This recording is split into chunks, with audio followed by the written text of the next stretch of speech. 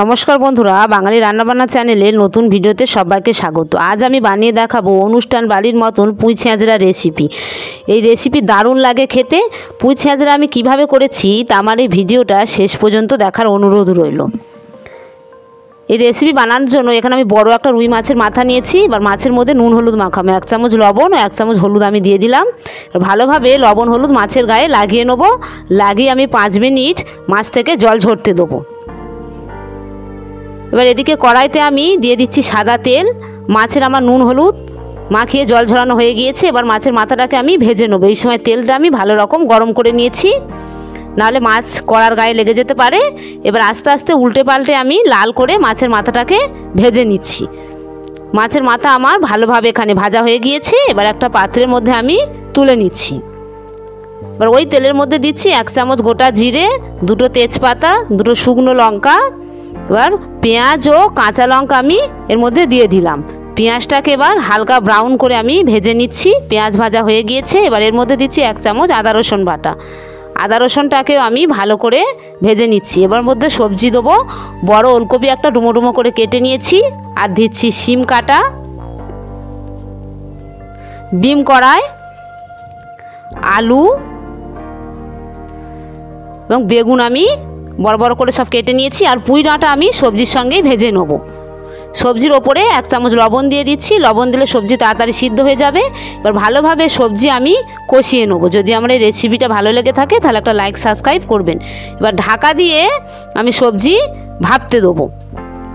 মাঝে মাঝে খুলে নেড়ে নেবো। সবজি এইভাবে ঢাকা দিয়ে কষিয়ে নিলে তাড়াতাড়ি সিদ্ধ হয়ে যাবে। এবার এর মধ্যে আগে থেকে কেটে রাখা পুঁই শাক আমি দিয়ে দিলাম। ভালোভাবে পুঁই শাক আমি সবজির সঙ্গে কষিয়ে নেব। শাক এইভাবে নাড়লে শাক আপনি কমে যাবে। দেখুন শাক প্রায় কমে এসেছে। ঢাকা দিয়ে আমি খানিকক্ষণ আবার সিদ্ধ করে নিচ্ছি। ফিরে আসছি কিছুক্ষণ পরে। দেখুন শাক প্রায় সিদ্ধ হয়ে গিয়েছে। ভালোভাবে আমি এখানে নাড়িয়ে নিয়ে এর মধ্যে দিচ্ছি 3 চামচ হলুদের গুঁড়ো, 2 চামচ লঙ্কার গুঁড়ো, অল্প পরিমাণে লবণ দিয়ে মশলা আমি সবজির সঙ্গে ভালোভাবে নাড়িয়ে নিচ্ছি। ভালোভাবে সবজির সঙ্গে মশলা নাড়ানো হয়ে গিয়েছে। এবার অল্প পরিমাণে জল আমি দিচ্ছি। খুব বেশি জল দিলাম না, যেহেতু শাক থেকে জল বেরোবে তাই অল্প জল আমি এখানে দিয়ে দিলাম। ভালোভাবে নাড়িয়ে চাড়িয়ে ঢাকা দিয়ে আমি সবজি সিদ্ধ হতে দেবো। ফিরে আসছি কিছুক্ষণ পরে। এবার এর মধ্যে ভেজে রাখা মাছের মাথাটা আমি দিয়ে দেবো। মাছের মাথাটা আমি গুঁড়ো করে নিয়েছি, সবজির মধ্যে দিয়ে দিচ্ছি। ভালোভাবে নাড়িয়ে চাড়িয়ে নিচ্ছি। এবার ঢাকা দিয়ে আমি 10 মিনিট সিদ্ধ হতে দেবো। ফিরে আসছি 10 মিনিট পরে। দেখুন চচ্চড়ি আমাদের এখানে হয়ে গিয়েছে। এইভাবে চচ্চড়ি প্রত্যেকে বাড়িতে বানিয়ে দেবেন, দারুণ লাগে খেতে। এবং গ্যাসটা কমিয়ে আমি এর মধ্যে 1 চামচ গরম মশলা দিয়ে দিলাম। দিয়ে ভালোভাবে আমি সবজির সঙ্গে গরম মশলা মিশিয়ে নিচ্ছি। হয়ে গিয়েছে আমার চচ্চড়ি।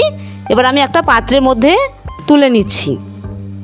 এই পুঁই ছেঁচড়া গরম ভাতের সঙ্গে দারুণ লাগে খেতে। হয়ে গিয়েছে আমার রেসিপি। ফিরে আসছি পরবর্তী নতুন ভিডিওতে। ততক্ষণের জন্য প্রত্যেকে